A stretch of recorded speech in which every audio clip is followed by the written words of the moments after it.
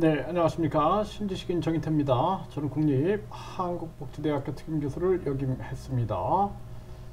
2023 내각제 개헌 이 주제로 말씀을 드리겠습니다. 김진표 국회의장이 개헌을 정개하겠다. 네, 이렇게 얘기를 하고 있습니다. 그래서 김진표 국회의장 신년사 개헌 선거법 정비 군부를 떼고 있는 거죠. 네, 그래서 이 김진표 국회의장이 계속 개헌을 얘기했는데 이게 이제 2023년에 본격적으로 가동되는 거죠. 네, 그래서 윤석열 대통령이 지금 전쟁 위기를 만들고 있어요. 네, 그런 정황이고, 네, 김진표 국회의장은 과거부터 이 분권형 개헌론, 네, 김진표 분권형 개헌론 주장 눈길 이런 기사가 나온 바 있고, 네, 김진표 분권형 대통령제 내각제 개헌 고민, 네, 이 기사가 이 데일리에서 나온 바가 있습니다. 네, 그래서 이것도 이제 뉴시스에서 나온 바가 있는 거죠. 네, 그렇기 때문에 김진표 국회의장은 이 분권형 대통령제다 그러면은 사실상 이 내각제나 분권형 대통령제는 유사한 거죠, 유사한 거. 그래서 내각제 그러면은 이제 대통령이 일본이나 영국 같은 경우 보면 이제 왕이 있는 거죠, 왕. 그리고 사실상 정치는 이 국회에서 국회의원들이 뽑은 총리가 하게 되는 거죠. 이게 이제 내각제인데, 그런데 우리나라는 이제 왕이 없으니까 분권형 대통령제를 생각하는 거죠. 그래서 대통령이 외교 안보만 담당하고, 그러니까 권력의 15% 정도는 대통령이 갖고, 그리고 나머지는 국회에서 국회의원들이 뽑은 총리가 실권을 갖게 되는 거죠. 우리가 2공화국 때 내각 책임제라 그러는데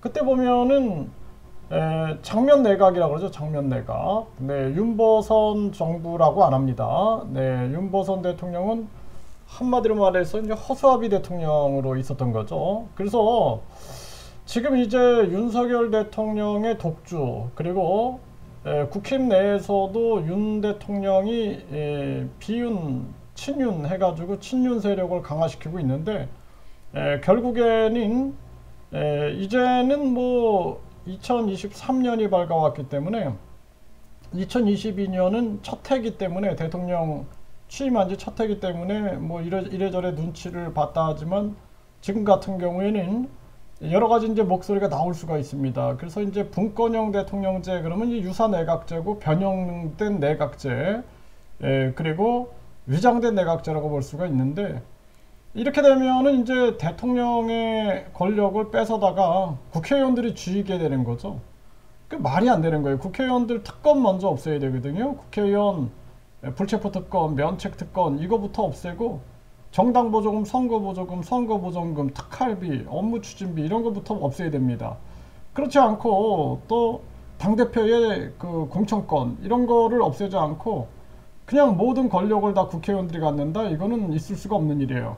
그래서 만약에 분권형 대통령제를 한다 그러면은 국민투표 시민 발안제도 같이 하자. 그래서 뭐 우리 힘없고 힘없는 서민들이 얘기해봤자 듣지를 않으니까 국민투표 시민 발안제를 같이 해서 국민들도 국회 해산 국민투표제, 대통령 국회용 국민 소환제, 그리고 국민투표 시민 발안제 등으로 국민들이 대항할 수 있는 권한이 있어야지. 그렇지 않으면은 이 나라는 소수 지배자들의 나라가 되는 거지 국민의 나라가 되는 게 아니다라는 거죠. 그래서 올해 한 해는 전쟁 위기, 경제 위기, 거기에다가 이 개헌, 네, 이 개헌이라는 아주 이 개헌 농단까지 해서 아주 심각한 혼란의 한 해가 될 것이다. 우리 국민들이 정신을 차리고 국민투표 시민발안제, 국회의원 대통령 국민 소환제, 그리고 국회에선 국민투표제를 계속 외쳐서 국민들이 깨어 있음을 분명하게 선포해야 된다. 저는 그렇게 말씀을 드립니다.